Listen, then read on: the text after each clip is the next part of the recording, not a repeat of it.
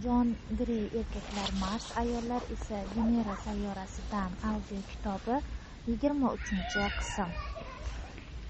Ayollar erkaklarni suhbatga qanday qilib jalb qiladilar? Ayol erkak bilan fikrlarini bo'lishib, unda suhbatda qatnashish uchun qiziqish uyg'ota oladi. Biroq erkak uni qiynashayotganini, ya'ni ta'zib o'tkazib, undan gapirishni so'rashayotganini sezsa, fikrlari chalg'ib ketadi. Erkak hech nima deya olmay qoladi. Agar bosim bo'lsa ham, baribir umuman hech nima demaydi. Erkak agar ayol uni gapirishga majburlasa, qiyin vaziyatga tushib qoladi. Ayol bo'lsa o'zi bilmagan holda, ayniqsa erkak bunga ehtiyoj sezmagan holatda bema'ni savol so'rovlari bilan juftini o'zidan uzoqlashtirib yuboradi. Ayol adashib, erkak ham xuddi unga o'xshab ichida dardlarni aytishi kerak deb xato o'ylaydi. U erkaklar marsliklar ekanligini esdan chiqaradi. Shu sabab ham qiyin vaziyatlarda ularda u qadar ko'p gaplashishga ehtiyoj bo'lmaydi. Bundan tashqari, ayol erkak gapirmasa, unda meni sevmaydi deb hisoblaydi. Erkakni faqat jim turgani uchun itarish, bu uning haqiqatdan ham aytishga gapi yo'qligini tasdiqlaydi. Erkakka ishonch kerak. Uni qanday bo'lsa shundayligicha qabul qilishsa, o'shanda u sekin-astalik bilan mahbubasining qarshisiga ochilib boradi.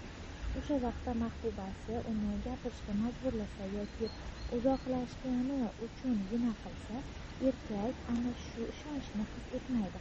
Uzoqlashishi kerak bo'lgan erkak tashvishlarini sevgilisi bilan bo'lishishdan avval uni ancha tinglashni o'rganishi kerak. Erkak sevgilisining minnatdorligiga muhtoj bo'ladi va natijada o'zi ham ko'p gapira boshlaydi.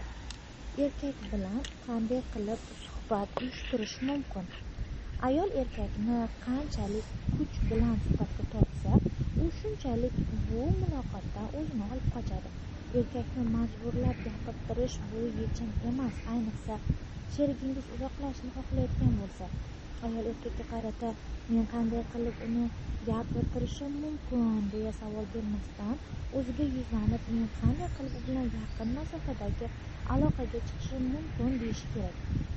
Ayol erkakdagi ana shu tayyorgarlik holatini his qilib, o'nlab keraksiz savollar bermasdan yoki ochiq gapirishga majburlamay, balki faqat uni tinglashi uchun ham qanchalar qadrlashini va minnatdorligini aytishi lozim. Ko'rinadiki, ayol avvaldan erkakka u hatto gapirishi ham shart emasligini ishora tarzida bildirib qo'yishi zarur. Mana, masalan, Megi nima qildi? Jeff, sen meni biroz eshita olasanmi? Bugun kunim juda ham qiyin o'tdi. Shu sababli ham bu haqida suhbatlashgim kelyapti. Hozir yoningga boraman. Megi Jeffga bir necha daqiqa davomida gapirgach to'xtadi va shuni sezdi. Men haqiqatdan ham sen hislarimga e'tibor qilganingdan minnatdorman. Bu men uchun juda ham muhim. Bunday baholash erkakni yanada ilhomlantirib, ko'proq e'tibor qaratishga undaydi. Bunday shartlarsiz juftining aytganlariga qiziqishni yo'qotishi mumkin. Chunki erkak uchun shunchaki tinglash bu hech narsa qilmaslik degan ma'noni anglatadi. Erkak ayol uning e'tiborini qanchalik qadrlashini bilmaydi.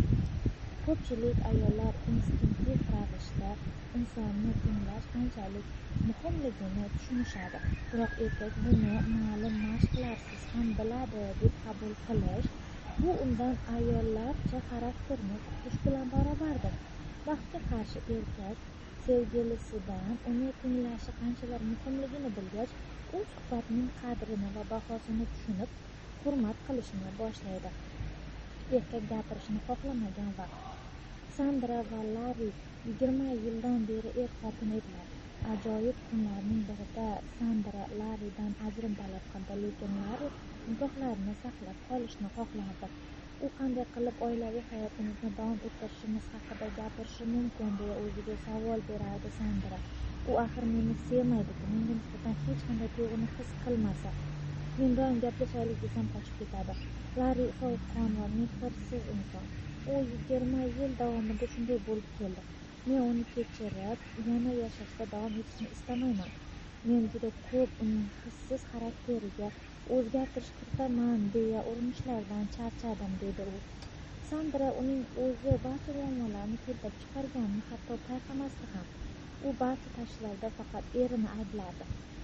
Sandra 20 yil davomida Larri bilan o'rtalarida iliq munosabatlar, haqiqiy yaqinlik va to'liq butun aloqalar bo'lishi uchun barcha ishlarni qilganman deb hisoblardi. Larri bo'lsa Sandraning urinishlariga qarshilik ko'rsatgan. Sandra mening seminarlarimda erkak va rezina tasma o'rtasida o'xshashliklarni bilgach, u ko'zlarida yosh bilan erini barcha ishlarni kechirishga tayyor ekanligini aytib, bor ovozda baqirdi. Sandra Larrining muammosi aslida ularning umumiy oilaviy tashvishlari ekanligini tushungandi. Sandra o'ziga o'zi qanday qilib muammolarni keltirib chiqarganini tushundi. Oilaviy hayotimizning birinchi yilida deya gapirib berdi Sandra. Men juda ham ochiq oydin hislarim haqida so'zlab berardim, u bo'lsa ketib qolardi. Shundan keyin men u meni sevmaydi deb o'ylay boshladim. Larrining bunday ishlari bir necha bor takrorlangach, boshqa urinishlarimni to'xtatib qo'ydim. Men boshqa og'riqlarni his qilishni istamasdim. Larri meni boshqa vaqtda tinglash mumkinligini bilmaganligim sababli unga boshqa imkon bermadim. Men go'yo egnimga himoya qobig'ini kiyib olgandim va u men tomonga birinchi qadam qo'yishini xohlardim. Bir tomonlama suhbatlar. Sandra va turmush o'rtog'i o'rtasidagi suhbatlar bir tomonlama ko'rinishda edi. Odatda Sandra Larriga savol ustiga savol berib, uni gapirtirishga harakat qilardi. Shundan so'ng Larri o'ziga nima haqida gaplashishni xohlayotganini ham aytmay, uning bir xildagi javoblardan xafa bo'lib jahli chiqardi va nihoyat yuragidagi hamma his-tuyg'ularni sochib bo'lganda hammasi doim bir xilda yakun topardi. Sandraga erining yopiqligi, kamgapligi, go'yoki uning sevmasligi yoqmasdi. Ularning bir tomonlama suhbatlari quyidagicha bo'lardi. Sandra, kuning qanday o'tdi? Larri, o'rtacha. Sandra, nima bo'ldi? Larri, hammasi odatdagidek. Sandra, bu hafta dam olish kunlarida qanday rejalaring bor? Menga farqi yo'q. Do'stlarimizni taklif qilishni xohlaysanmi? Bilmadim. Men teledastur qayerdaligini bilmayman. Sandra xafa bo'lgan holatda, nimaga sen men bilan gaplashmaysan? Larri esa jim turardi. Sandra, sen meni sevmaysanmi? Larri, albatta seni sevaman, bo'lmasa uylanmasdim. Sandra, sevaman emish, biz hatto gaplashmay qo'ydik. Axir sen qanday qilib mana shunday xotirjam o'tirib hech nima demaysan? Nima? Sen menga tupurganmisan? Ana shu joyga kelganda Larri o'rnidan turib sekin yurib ketardi. U qaytgach o'zini hech nima yuz bermagandek tutardi. Sandra ham o'zini shunday tutardi, lekin sevgisi va nozik tuyg'ularni yuragining qa'riga joylardi. Tashqaridan Sandra xuddi sevgan turmush o'rtoqdek ko'rinardi, ammo ichida sekin-asta xafagarchilik va alam yig'ilib borardi. Vaqti bilan Sandraning qalbida ana shular to'fon kabi ko'tarilardi va yana bir tomonlama suhbatga aylanardi. Sandra har safar eridan uning hislari haqida so'rardi va u boshqa sevmasligiga ishonardi. Shunday qilib ular naqd 20 yil yashashdi va Sandra ortiq bunday iliqsiz va haqiqiy yaqinliksiz yashashni xohlamadi. Bir-birini qo'llab-quvvatlashni o'rganish va o'zligini yo'qotmaslik. Filmlarda Sandra shunday deydi: Men 20 yil davomida Larrini gaplashishga ko'ndirib keldim. Men uni ochiq, hissiyotli, ko'ngli nozik bo'lishini istadim. O'zimni ana shunday bo'lishimni qo'llab-quvvatlovchi insonni sog'inayotganimni bilmasdim va haqiqatdan ham shunga muhtoj edim.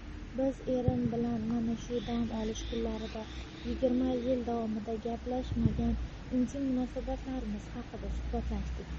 Men o'zimni shunday sevimli his qilyapman. Aynan mana shu narsa menga juda ham yetishmayotgandi. Men Larri boshqa inson bo'lib o'zgarishi kerak deb hisoblardim. Hozir mening ham Larrining ham ahvoli yaxshi. Biz faqat qanday qilib bir-birimizni qo'llab-quvvatlashni bilmagandik. Sandra doim Larri bilan gaplashmasligidan shikoyat qilib kelgan. U o'zini o'zi Larrining bu jimligi haqiqiy yaqinlikka to'siq ekanligiga ishontirgandi. Seminarda ayol eridan kutmasdan va talab qilmasdan hislari bilan bo'lishishni o'rgandi. Sandra Larrining indamasligidan hayron bo'lishni o'rniga balki uning bu xarakterini qadrlab minnatdor bo'lishni o'rgandi. Natijada Larri ham xotinini tinglashga moyillik bildira boshladi. Harbiyning o'zi tinglash san'ati bu katta qurbonlik emasligiga o'zini ishontirishni boshladi. Erkakni eshitishga o'rgatishning iloji bor va bu uni ochiqroq va ko'ngli nozikroq qilib o'zgartirishdan ko'proq natija beradi. Erkak yaqin va aziz insonini tinglashni o'rgangach va bu uchun uning minnatdorligini his qilgach, uning o'zi avtomatik tarzda qarshisiga chiqib muloqotga kirishadi. Agar erkak uning kamgapligi uchun xafa bo'lmasdan, balki uni qadrlab, minnatdor bo'layotganliklarini his qilsa, yuqoridagi ishlar sekin-asta ro'y beradi.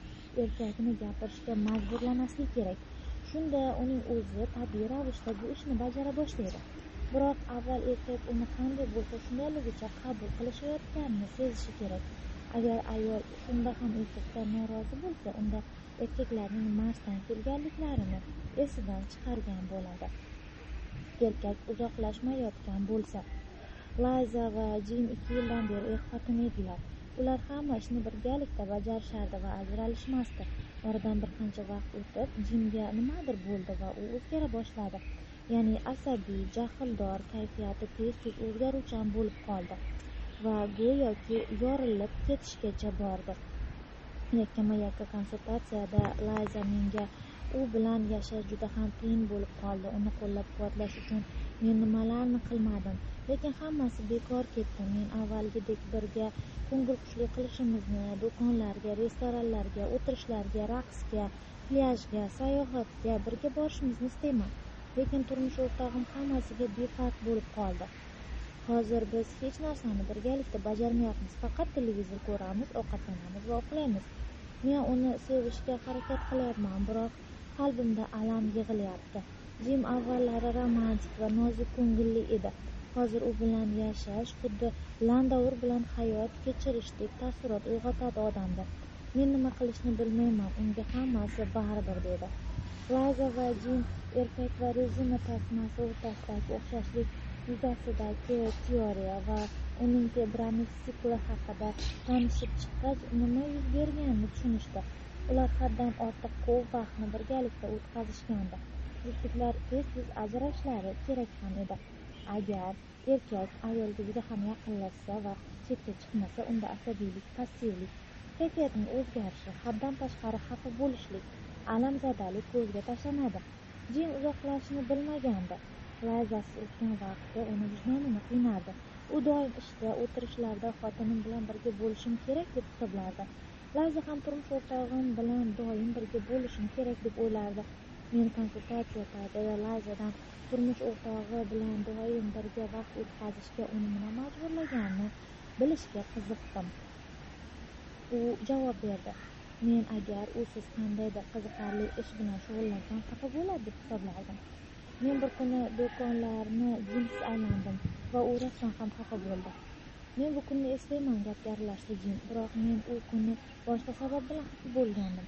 U kuni mening bir ishim yaxshi bo'lmadi va unda anchagina mablag'imni yo'qotdim. Men haqiqatdan ham bu kunni yodda tutganman, sababi uyda yolg'iz bo'lish juda ham yoqimli ekanligini ilk marta his qilgandim. Men bu haqida senga gapirishga botina olmadim, chunki sening ko'ngling og'rishini xohlamagandim. Men bo'lsam sezib qoldi Layza. Men sensiz hech qayerga borishni xohlamaysan deb o'yladim. O'shanda menga juda uzoqda qolgandek ko'ringanding. Yanada ko'proq mustaqillik.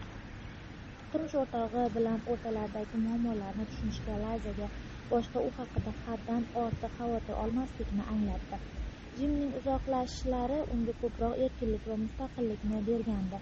Layza o'ziga nisbatan e'tiborliroq bo'lishni boshladi. Layza o'ziga yoqqan ishlarni bajarib, dugonalaridan kerakli qo'llab-quvvatlashlarni olgach, o'zini ko'proq baxtiyor seza boshladi. Uning Jimga nisbatan bo'lgan alami ham o'tib ketdi. Layza eridan ko'p narsa kutganini tushungandi. Rezina tasmaning misoli Layzaga aynan uning o'zi ko'p muammolarni kelib chiqishiga sababchi bo'lganligini ko'rsatdi. U Jim ba'zi paytlarda yolg'iz o'zi qolishi kerakligini anglagandi. Layza Jimsiz o'ynab kulishni boshlagandi. U buni ancha vaqt kutgandi. Kunlardan bir kuni Layza dugonalari bilan ovqatlanishga bordi. Keyin esa tanishlari bilan qarta o'ynagani, so'ngra esa tug'ilgan kun munosabati bilan kegir o'ynagani bordi. Oddiy mo'jizalar. Layza jin bilan aloqalari qanday tezlikda yaxshi tomonga o'zgarganini hayratdan yoqasini ushlardi. Jin Layzaga e'tiborliroq bo'lib qolgandi va uning muammolari bilan ko'proq qiziqayotgandi. Oradan bir hafta o'tib, Jin yana avvalgi holatiga qaytgandi. U yana xotini bilan ishlari, ko'ngilxushliklarini bo'lishgisi kelayotgandi. U birgalikdagi restoran, kino va boshqalarga borishlar haqida rejalar tuza boshladi. Jin yana aktiv hayotga qiziqish paydo qildi. Konsultatsiyada Jin dedi: "O'zimni juda ham yengil va sevimli his qilyapman. Layza uyga kelganida u meni ko'rganidan xursand bo'layotganini sezyapman. Men bo'lsam, u yonimda yo'qligida Layzani sog'inyapman. Yana qandaydir yoqimli tuyg'ularni his qilish juda ham yaxshi. Men bunday tuyg'ularni esdan chiqargandim axir. Avvallari men nima ish qilsam, doim meni ish qilishga majburlardi, nima ish bilan shug'ullanishimni o'rgatardi, tuganmas savollarni berardi. Layza esa quyidagilarni tan oldi. Men vaqti bilan Jinni ahvolim yomonligida ayblardim. O'z baxtimga mas'uliyatni bo'ynimga olgach, Jin hayotga qaytgani va energiyaga to'lganini his qildim. Bu mo'jizaga o'xshardi. Sikl buzilganda ayol o'zi bilib bilmay juftining ichki siklini buzishi mumkin. Odatda bunday holat ikki yo'ldan birida sodir bo'ladi. Birinchisi, ayol erkak uzoqlashayotganda uning orqasidan yuguradi. Ikkinchisi, erkakning uzoqlashishini qarg'aydi.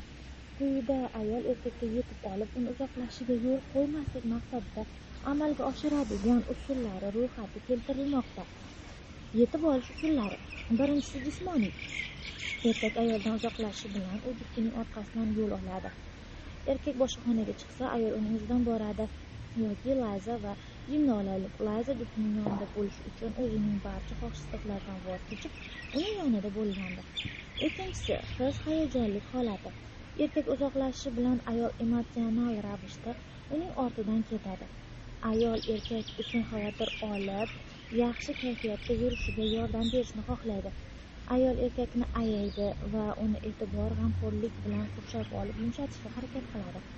Ayolning erkak uzoqlashishiga emotsional holatda qarshilik ko'rsatishining boshqa ko'rinishi bu juftining yolg'iz qolish istagini qo'llamasligidir. Ayol ushbu noroziligini namoyish etish orqali erkakni yana orqaga tortishi mumkin. Erkak uzoqlashayotganda uni qaytarishning yana bir usulida ayollar yuzlarini baxtsiz va xafa bo'lgan holatga keltirishlarini aytish mumkin. Ayolning bunday holatdagi yuzi va yaqinlashish maqsadidagi qo'llab-quvvatlash haqidagi ma'ruzasi, bular hammasi erkakning qalpoq ostida ekanligini yodga tushiradi. Erkak uzoqlashishi bilan jufti unga psixologik tarafdan ta'sir qilib, o'zini aybdor his qilishi uchun savollar beradi. Bu uchinchi psixologik sabab. Sen qanday qilib menga shunday munosabatda bo'lasan, yoki senga o'zim nima qildi, yoki nahotki sen qobig'ingga o'ralib olib sukut saqlasang, menga qanchalik qiyin bo'lishini tushunmasang. Psixologik usulning yana bir ko'rinishi erkakka har bir ishida yoqishga harakat qilishdir. Bu usulda ayol erkakning barcha xohish va istaklarini topib, u ketib qolmasligi yo'lida barchasini ijobat qilishga urinadi.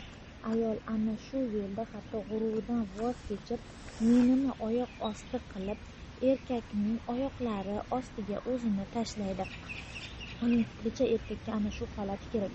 Ayol jufti uzoqlashishdan qo'rqadi. Shu sabab ham erkakni noroziligini yoki xafa qilishi mumkin bo'lgan o'zining barcha hislari va istaklarini bajarmaydi. Ayolning erkak siklini eng katta buzuvchisi bo'lgan usuli bu uzoqlashishni va qarg'ashini yoki jazolashidir.